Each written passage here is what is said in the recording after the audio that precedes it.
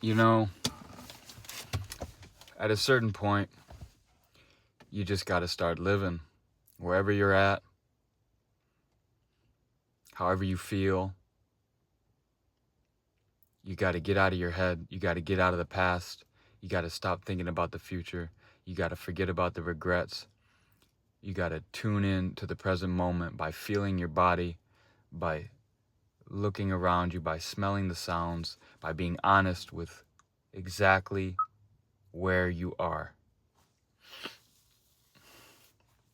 And then moving from that place, because if you're not moving from that place, then you're not in reality. And if you're not in reality, then you can't make progress toward anything. And most of the healing that you need to do or think you need to do will happen in the course of just living life, of exposing yourself. That's really it right there. Exposing yourself to new relationships, to uncomfortable situations, and then growing to meet that situation. All of the things that need to be healed or expanded is probably more the case, will happen in the course of you doing what I just said. Putting yourself in new and therefore probably uncomfortable situations, and then expanding to fill that space, right? Speaking in a talk, on a YouTube video, in front of people, sharing your opinion, little things like that. You feel that discomfort,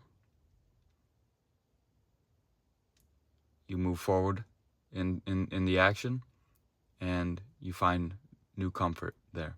Whatever it is. Probably you'd be better off doing a stand-up comedy show, singing, dancing, taking lessons in those things, martial arts, getting out of your comfort zone, feeling that overwhelming feeling of embarrassment and heat running through your body as you do something that is very uncomfortable and vulnerable for you, and pushing through. That's not to say that trauma or growing up in certain conditions doesn't have this effect on you that needs addressing, a particular addressing. But to constantly say that you need healing and to fall into that narrative, when really the healing most likely you need is this release of constriction and restriction, that then everything will take care of itself, right? We just clean a wound and it heals itself. You know, in the Shipibo tradition, that's their whole philosophy behind healing, is cleanliness, right? Cleanliness is next to godliness. And so all we have to do is remove restriction and then put ourselves out there in the new space, in the new air, for that air to come over and heal us, right? If we keep the Band-Aid on the cut too long, what happens? It stays moist. It never heals, right?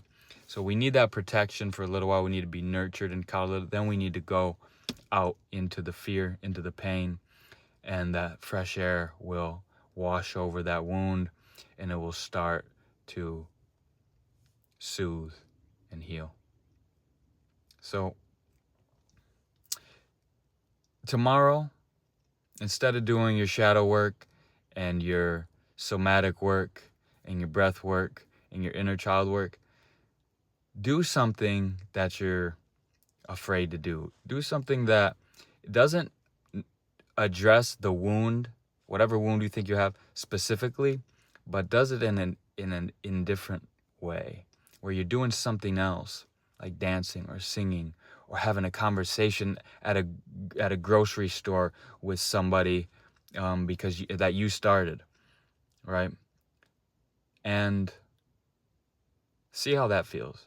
Put your favorite song on in the car, relax completely, turn it up super loud, and just feel it. And when you notice your mind trying to run to the future or the past or to the regret that I'm not good enough, just come back to the sounds of the song, follow the bass line, relax the body, follow the bass line, the music, the melody, whatever it is. Get really super focused on that thing and see if you can start to feel again. Yeah, so much of what we really need to do is feel again. So I'll leave you with that today. Thanks for listening. Peace.